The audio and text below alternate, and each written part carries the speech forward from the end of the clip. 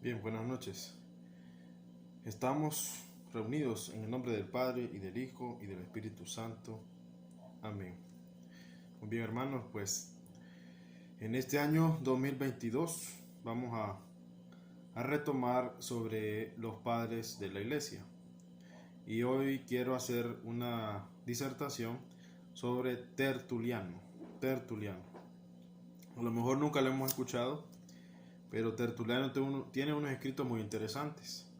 Cabe resaltar que Tertuliano y Orígenes, que eran eh, filósofos cristianos, no están canonizados. La iglesia no los proclamó santos, como por ejemplo San Ignacio de Antioquía, San Irineo de León, San Policarpo, San Justino. No están canonizados, ¿por qué? Porque ellos se convirtieron en cristianismo, pero también lo fue absorbiendo o atrapando algunas corrientes filosóficas. O sea que se puede decir que una parte de ellos es cristiano, pero otra parte de ellos era inclinada hacia otras filosofías, hacia otras doctrinas. Entonces por esa razón la iglesia no los incluye a Orígenes, no decimos un San Orígenes, no decimos un San Tertuliano, pero aún así la iglesia conserva sus escritos y enseña en la patrística, enseña algunos de sus escritos que nos pueden servir a nosotros, así como les sirvieron a la gente de su tiempo. Entonces Tertuliano nace en el año 155 y muere en el año 225. Es africano. Eh, También se puede decir que es un teólogo y un apologista católico que defendió la fe de los cristianos. Entonces, este video quiero leer de varios de sus escritos, quiero leer algo que habló sobre el matrimonio de los cristianos. Una parte bien pequeña, y voy a explicar un poco para introducir también y hablar un poco de la sumisión recíproca que debe de haber en los esposos. Yo sé que ustedes han ido a muchas bodas o muchas personas que están casadas pusieron como lectura la famosa carta a los filipenses, donde San Pablo dice que la mujer tiene que estar sujeta al marido, que el marido la cabeza, autoridad de la casa, que la mujer tiene que ser sumisa. Pero también se nos olvida que San Pablo dice que el esposo debe ser como Cristo, como amó a su iglesia, dando su vida, tiene que amar a su esposa. O sea, eh, a veces creo que en las bodas las personas se codean, el esposo con la esposa, el novio con la novia. Mira, tenés que ser sumisa al hombre. Pero nadie profundiza en lo que quiere decir San Pablo, porque San Pablo, que era judío y tal vez tenía una cultura machista, pero San Pablo, más de todo esos pensamientos, él, ¿a qué categoría quiere elevar el matrimonio San Pablo? A que el hombre tiene que amar a la mujer como Cristo amó a la iglesia. Y como la iglesia es sumisa también a la cabeza que es Cristo, así es la esposa, hace esa relación. Y eso es lo que quiero más o menos explicar. Pero vamos a introducirnos a mencionar a Tertuliano. Hoy quiero hablar de Tertuliano, un africano en el año 155 al 225. Y él escribió algo del matrimonio de los cristianos y dice así: no hay palabras, no hay palabras para expresar la felicidad de un matrimonio que la iglesia une. O sea, para Tertuliano, cuando la iglesia casa a dos personas, dice es una gran felicidad. La oblación divina confirma, la bendición consagra. Los ángeles lo registran y el Padre lo ratifica. En la tierra no deben los hijos casarse sin el consentimiento de sus padres. O sea, miren lo que dice Tertuliano entre este intervalo de tiempo, en el año 155 al 225. Dice que dos personas, hombre y mujer, no deben casarse sin el consentimiento de sus padres. O sea, ¿por qué tendríamos que hacer algo bueno, algo que viene de Dios, a escondidas? A menos que sea algo malo o sea intereses materiales, mezquinos, egoístas, no dentro del plan de Dios, entonces probablemente las personas se inclinen a hacerlo escondida. O puede ser que sean dos personas de diferente religión, o hay tantos motivos y tantos factores, pero ese no es el consejo que da Tertuliano. Dice: en la tierra no deben los hijos casarse sin el consentimiento de sus padres. Qué dulce es el yugo que une a dos fieles en una misma esperanza, en una misma ley, en un mismo servicio. Los dos son hermanos, los dos sirven al mismo Señor. O sea, para llegar a este nivel, estas dos personas tienen que ser de la misma tribu. Dios a Israel en el Antiguo Testamento, cuando le explica la ley, le da la ley a Moisés, le da una instrucción clara, clarísima a los israelitas: no se casen con hijas de otros pueblos, de otra religión, de otra costumbre, porque esas mujeres o esos hombres los van a llevar a la idolatría.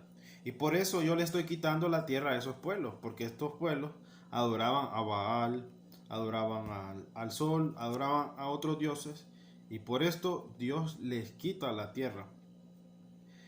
Y tenemos ejemplos, muchos ejemplos en el Antiguo Testamento. Salomón, por ejemplo, más que todo esto pasó en los reyes, que se casaron con mujeres que no eran israelitas, y que lo que pasó, se introdujo a través de estas mujeres o a través de estos hombres la idolatría, nuevos dioses, nuevas formas de vivir, malas costumbres, y cosas inmorales. Entonces, aquí está diciendo Tertuliano: los dos sirven al mismo Señor. O sea, dos personas que no sirven al mismo Señor, que no tienen las mismas creencias, que no tienen el mismo lenguaje de fe, de moral, no pueden casarse, porque lo más probable es que eso no dure mucho, sea un fracaso.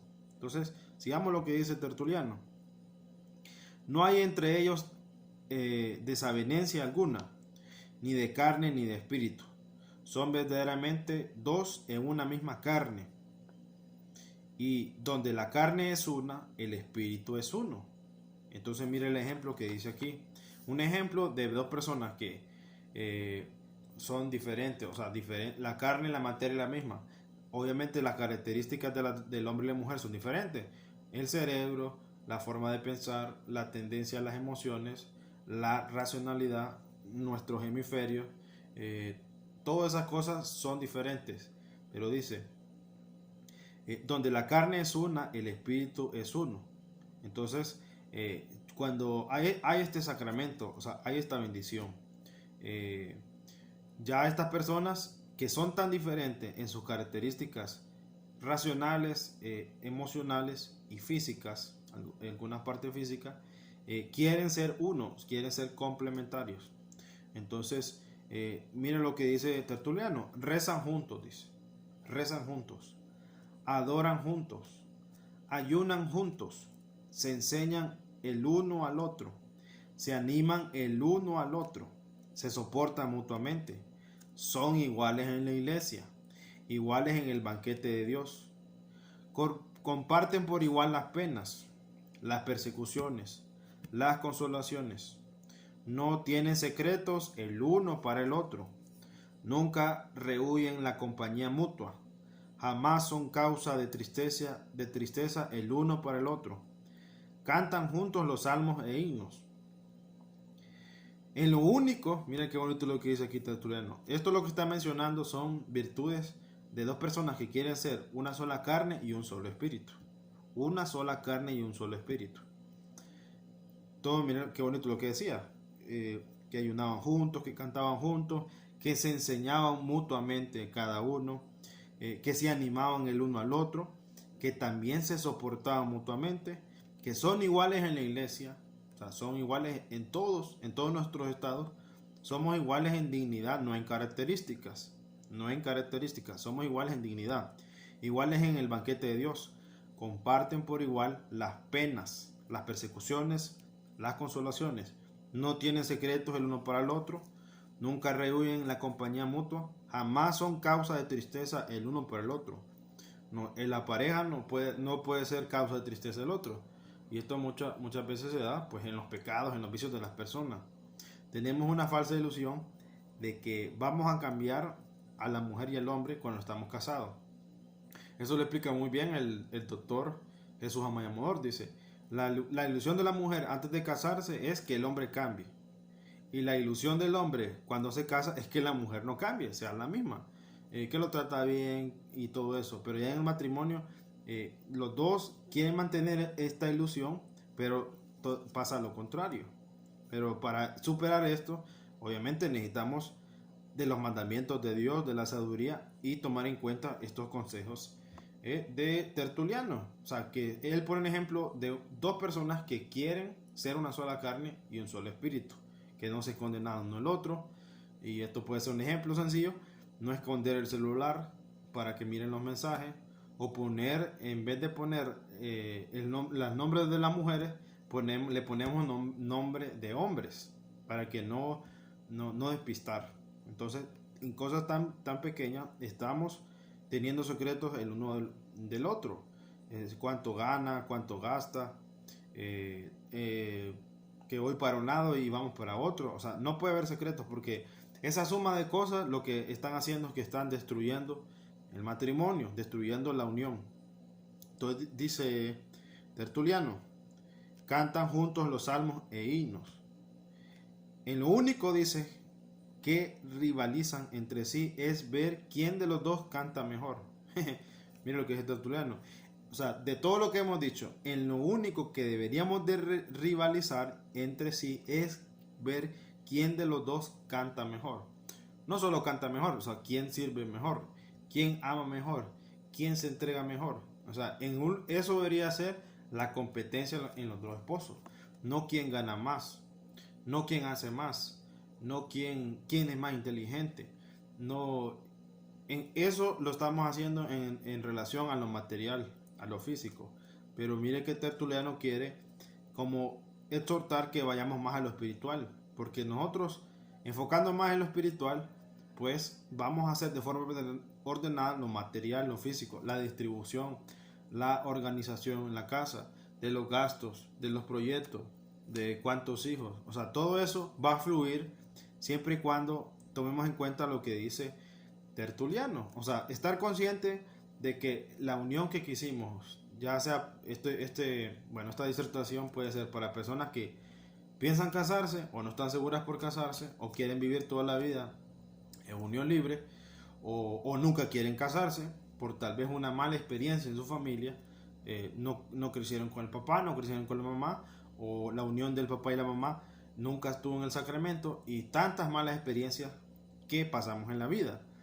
Pero por eso Cristo resucitó y rompió todas las cadenas, rompió el mal, para poder cambiar todas esas cosas. Jesús hace todas las cosas nuevas, quiere hacer una nueva criatura.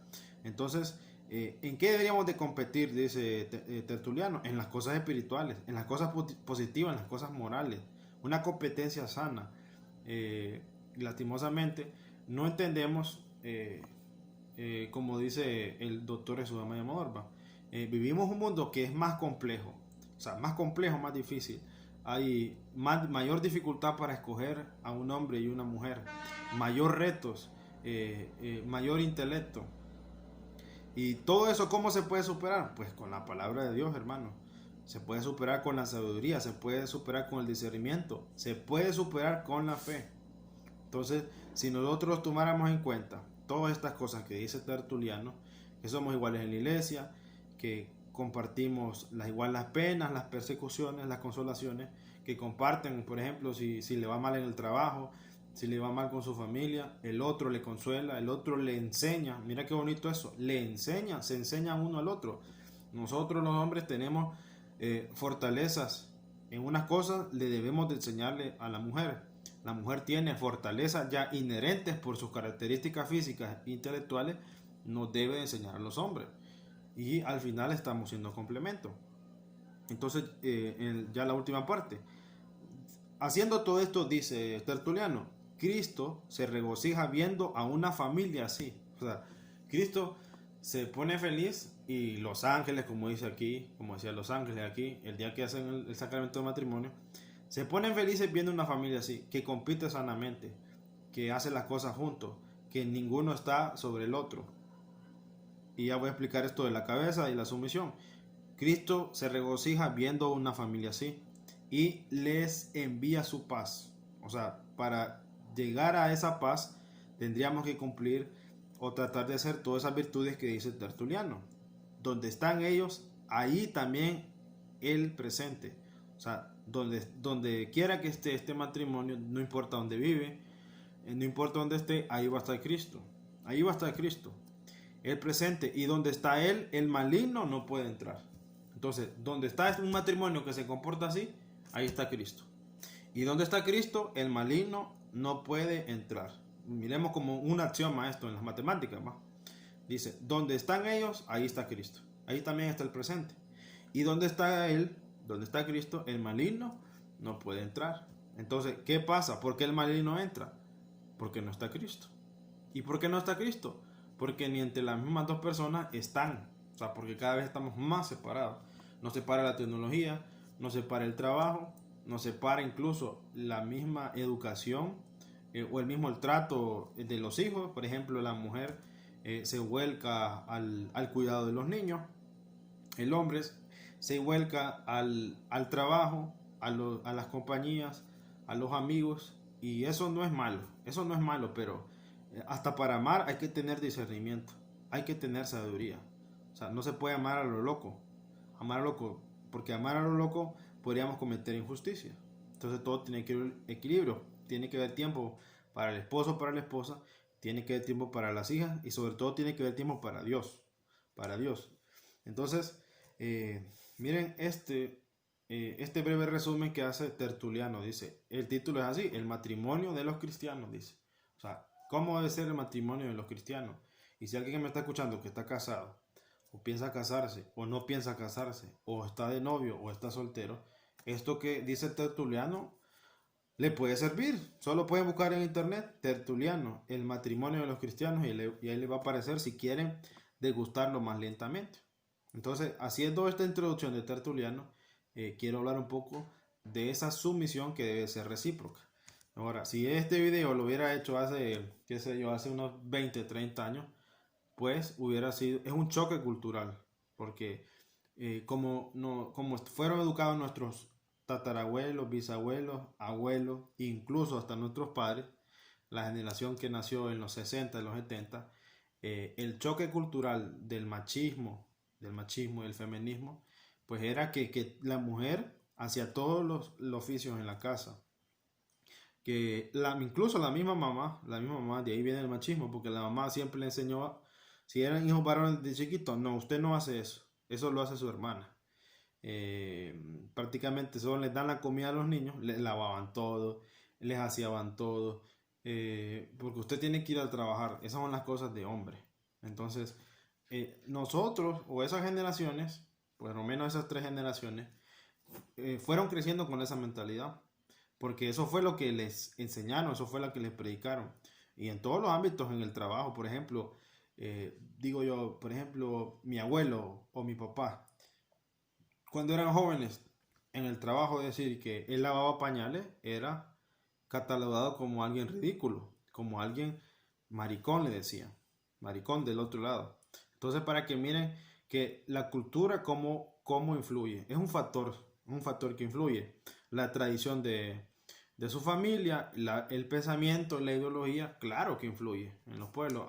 Incluso en el mero siglo XXI, pues todavía hay muchas culturas como el Islam, como los musulmanes, como las culturas asiáticas que todavía predomina el machismo. Por ejemplo, en Irak, hasta hace poco a las mujeres se les permite tener licencia de conducir, pero tienen que vestirse de una manera, tienen que comportarse de una manera. Y en el mismo judaísmo, en el los judíos ultra ortodoxos, también existe este machismo, donde la mujer tiene que quedarse en su casa, a lo más puede ser profesora y tiene que estar al cuidado de los hijos. Entonces, la cultura siempre va a ser un factor que va a influir bastante.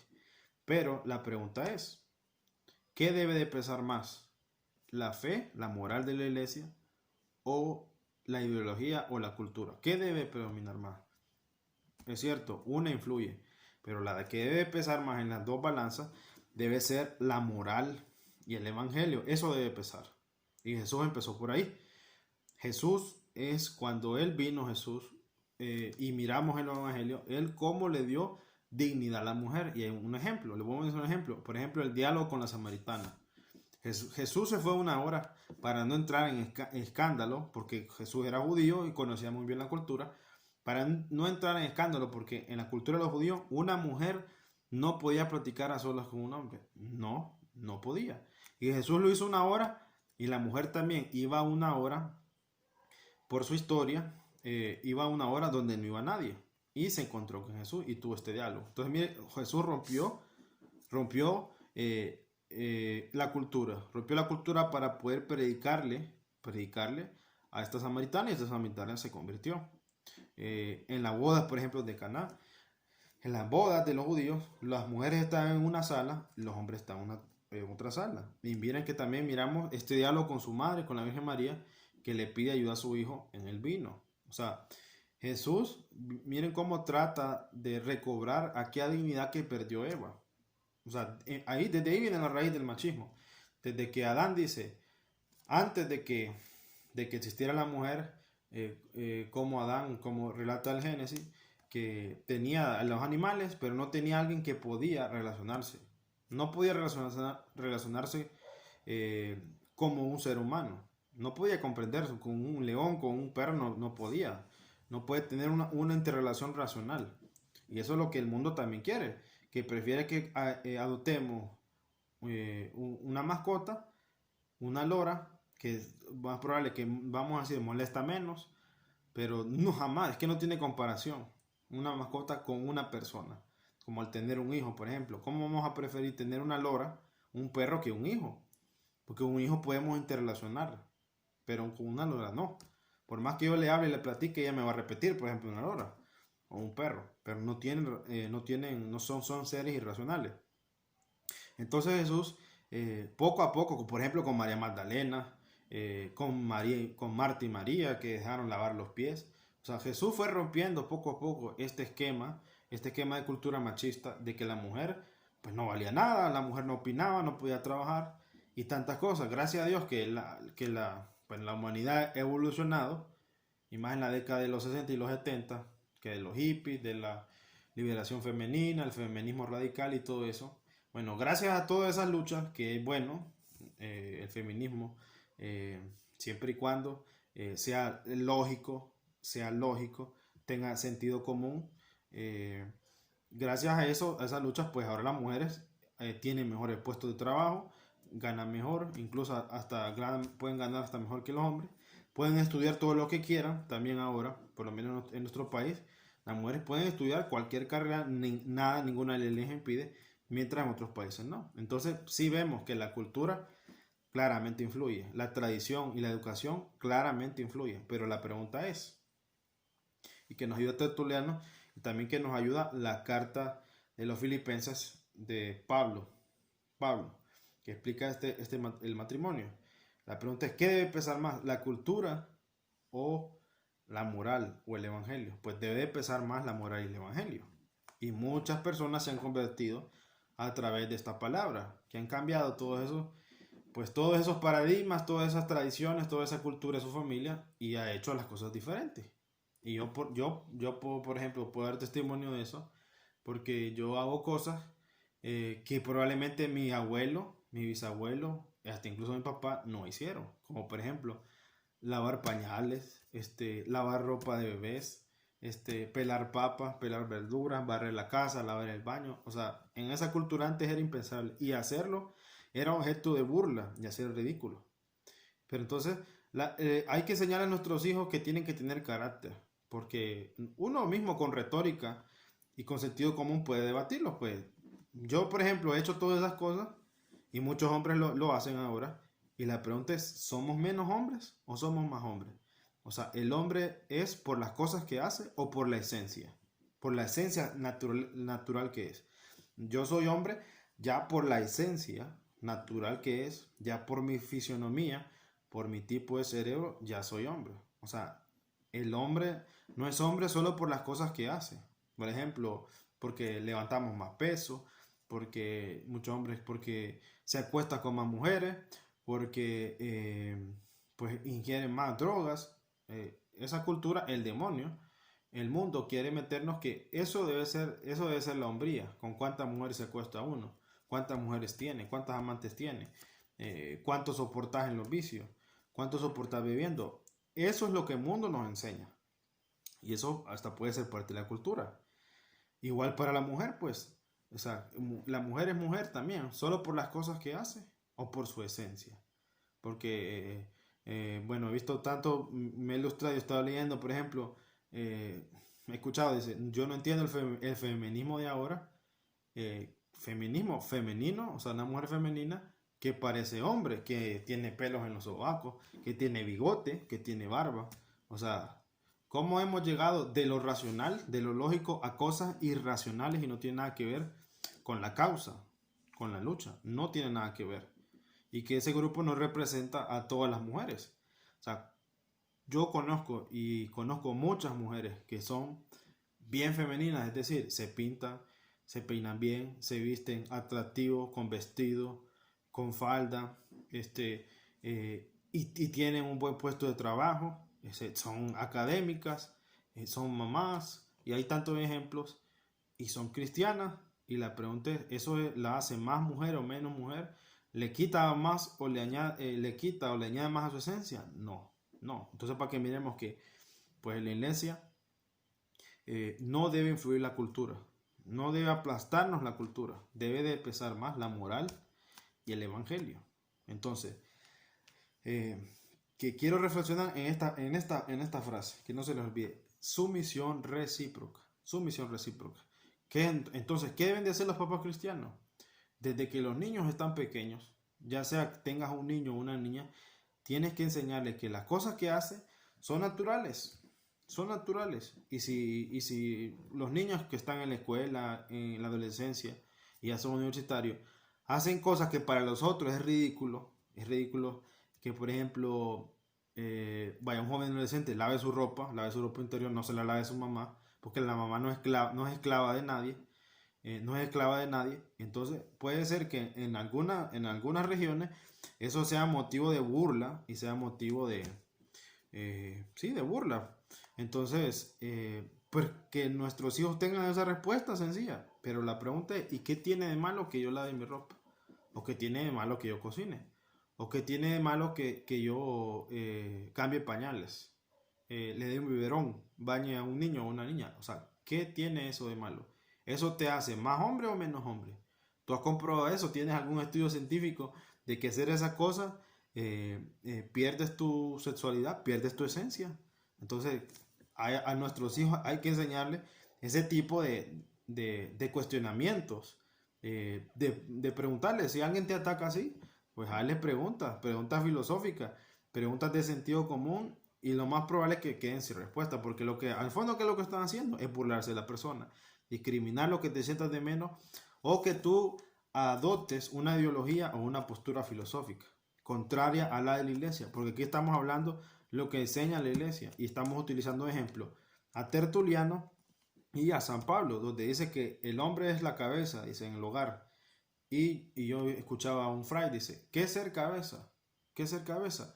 ¿Qué es ser cabeza del hogar para el hombre? Es llevar la batuta, dice, llevar la batuta. ¿Y qué es llevar la batuta? Es, vamos a ver, hoy es domingo, levantémonos temprano y bañémonos, cambiémonos bien y vamos a la iglesia, vamos a la Eucaristía. Eso es llevar la batuta, eso es ser la cabeza. Porque muchos hombres y mujeres son unos conejitos en el trabajo, pero son unos leones en la casa. O al contrario, son unos leones, hombres que son leones en el trabajo, soberbios, con un ego alto, pero son unos conejitos en la casa porque la mujer los domina. La mujer sí, los domina, los manipula, ya sea psicológicamente. Entonces, ese no es el cristiano no es que se comporta como un conejito a un lado y se comporta como un león a otro. Entonces, ¿qué quiere decir San Pablo? Que el hombre es la cabeza de la autoridad, que él lleva la batuta en las cosas y sobre todo en las cosas religiosas. Vaya, hoy es jueves, vamos a hacer el rosario. Hoy es domingo, ya fuimos a la iglesia, vamos en la tarde a visitar, qué sé yo, a nuestra mamá, o vamos a correr, o vamos al cine, o vamos a un parque. Eso debe ser la batuta, eso es ser el cabeza. Esa cabeza también requiere ser responsable, delegar las funciones a los hijos. Vaya a ver, vamos a ver qué es lo cómo distribuimos el oficio hoy. Pues tú barres, el otro trapea, tú lavas los trastes, o cada quien lava su plato. Eso es ser cabeza. Eso es ser cabeza de autoridad. O sea, que lo que tú estás diciendo, los demás lo respetan. Y eso es la sumisión. ¿Qué es la sumisión de la mujer con el hombre? Es que respeta la autoridad del hombre. O sea, respeta lo que está decidiendo, lo que está proponiendo, lo que está distribuyendo en la organización de la familia. Porque la familia es como una empresa. Si una empresa no se trata bien, quiebra. Una empresa que no se trata bien y no se administra bien, la empresa quiebra. Y los dos gerentes de la empresa son el papá y la mamá. Son el papá y la mamá. Y aquí no se trata de quién es el primero y quién es el segundo. Es identificar cuál es el rol de cada uno. De acuerdo a nuestras características intelectuales, emocionales, físicas. Porque yo no le puedo decir a mi esposa, vaya, levante el motor. No lo va a poder hacer. Si ella, por ejemplo, me pide ayuda, lléneme los baldes para bañarme, es porque yo tengo características físicas que me facilitan poder hacer eso con facilidad. Entonces, y eso significa sumisión también, sumisión recíproca. Mi esposa me pide una ayuda o me da una indicación que, por ejemplo, ayúdeme a pelar los ajos para condimentar las carnes. Entonces, eso es una sumisión, una sumisión. Yo respeto, estoy respetando esa indicación que me está dando y le ayudo. O sea, si tú lo ves desde el punto de vista de la fe, tú estás cumpliendo el evangelio que hizo Jesús, respetar a las mujeres, dignificar a las mujeres y a la mujer y a los hombres también. Porque vivimos una cultura de que el hombre quiere controlar a la mujer quiere controlar al hombre, el hombre le grita a la mujer le grita al hombre, y vivimos en una violencia y en una guerra bárbara. Entonces, por eso es que nadie se quiere casar, por eso es que nadie se quiere comprometer, porque nadie quiere pasar lo que sus propios ojos vieron cuando eran niños, adolescentes y adultos.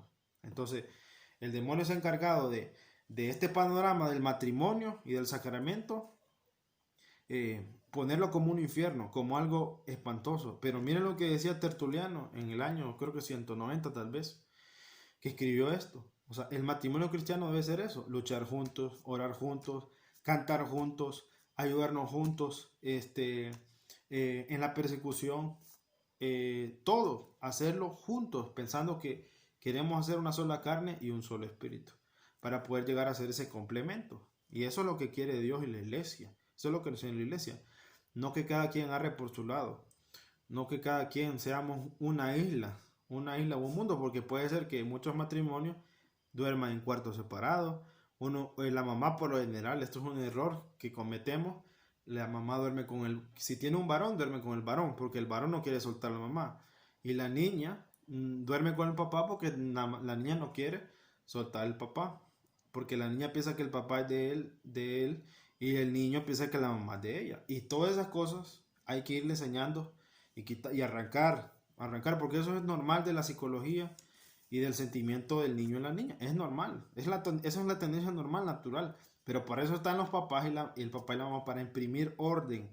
Imprimir orden. Entonces, ¿qué es lo que quiero decirles con esta sumisión recíproca? Que cada quien puede ser sumiso hacia el otro, en el sentido de respetando la decisión, respetando la autoridad.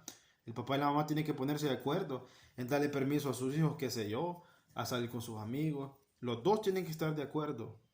Hacer como gerentes, estar de acuerdo, dialogar entre los dos, ver los pros y los contras. Si se le da permiso, ¿por qué se le da permiso? Si no se le da permiso, ¿por qué no se da permiso? Y hablarle con sentido común a nuestros hijos. Mira, no, los dos determinamos que no creo que sea correcto. Tú no conoces con las personas que vas a ir. Tú no confías en ellas, nosotros no confiamos en esas personas. Y explicarle a los hijos con sentido común. O sea, no con violencia, no con imposición, no con ira, no con dictaduras. Porque muchas veces en las casas hay muchos Fidel Castro, tanto mujer y hombre. Una dictadura. Aquí se hace lo que yo digo y punto. Entonces, la familia no es así. Por eso que hay tanto, por eso la familia está en crisis. Por eso que el matrimonio está en crisis. O sea, para que la familia esté en crisis es que el matrimonio está en crisis. Si el matrimonio está bien, la familia va a estar bien. Y si la familia está bien, sabemos que la sociedad va a estar bien. O sea, ¿qué les quiero decir en esta disertación o en esta reflexión? es que tanto el hombre y la mujer tenemos que enseñarle a nuestros hijos a hacer el oficio. ¿Y saben por qué? Yo he descubierto algo interesante en el oficio de la casa, en el oficio, que el hombre aprenda a barrer su cuarto, a doblar su ropa, a lavar su ropa desde que es niño, a lavar su traste. La niña también, que ayude. Bueno, por lo general a las niñas sí desde pequeñas les ponen a hacer todas esas cosas, pero también hacer cosas que hacen los hombres.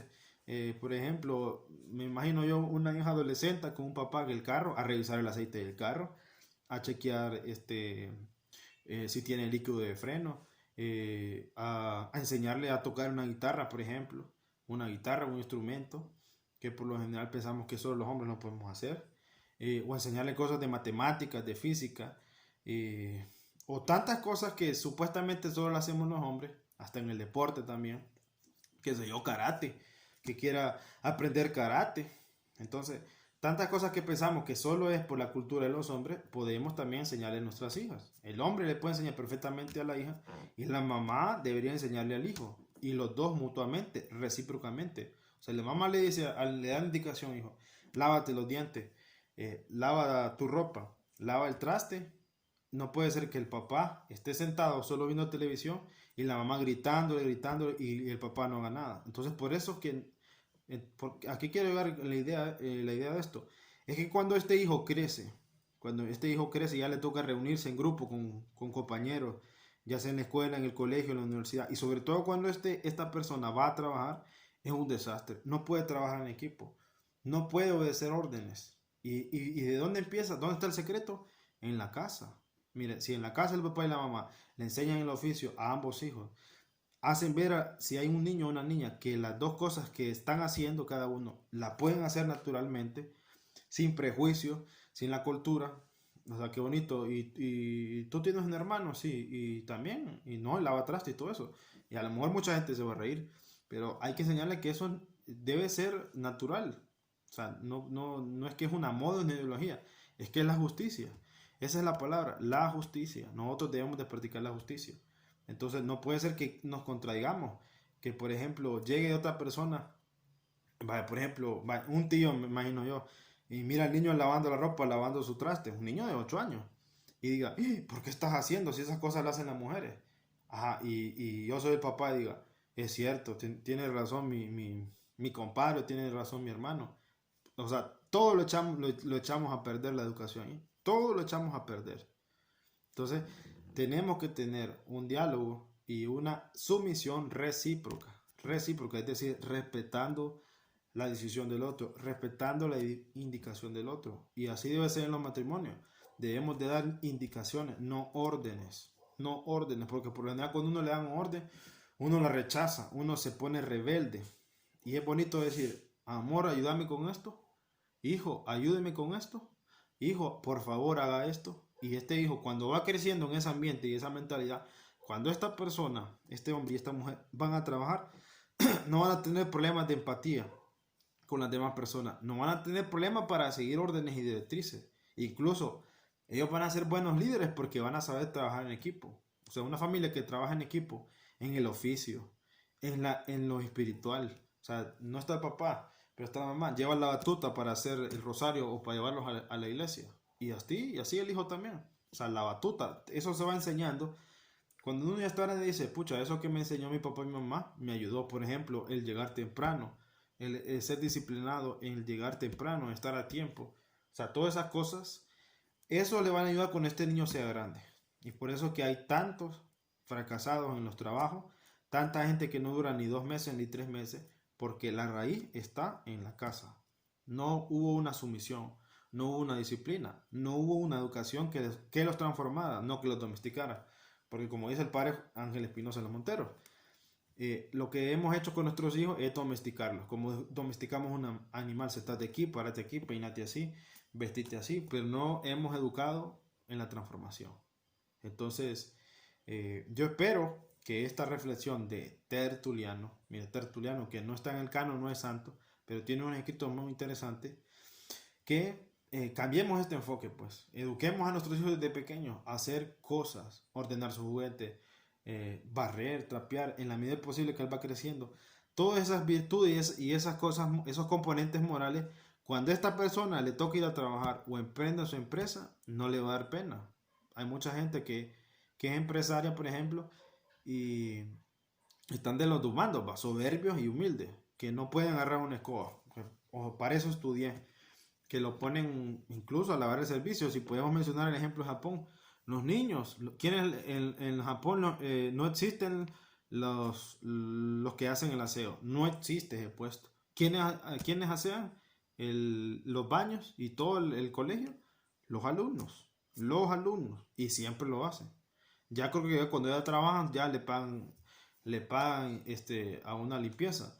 Pero hay muchos trabajos en Japón, no existe la limpieza. ¿Quiénes los hacen? Los empleados. ¿Por qué? Porque desde la escuela le enseñaron a limpiar, a limpiar. Entonces, claro, este niño ahora lo va a pensar. Antes de tirar un papel a la basura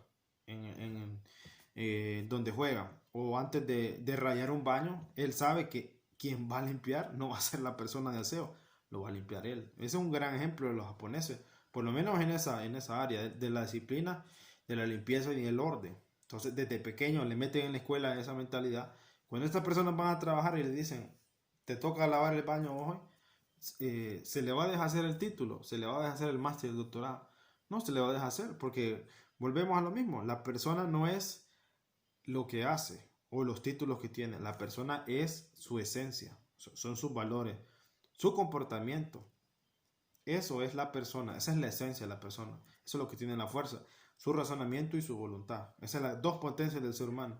Tener razonamiento y tener voluntad. Cuando se une el razonamiento y la voluntad, pasan los milagros. Y el gran ejemplo, Josué. En el Antiguo Testamento, el libro de Josué, cuando su razonamiento y su voluntad consiguieron con la voluntad de Dios, le dijo que se detuviera el sol y el sol se detuvo. Entonces, espero que esto les haya ayudado.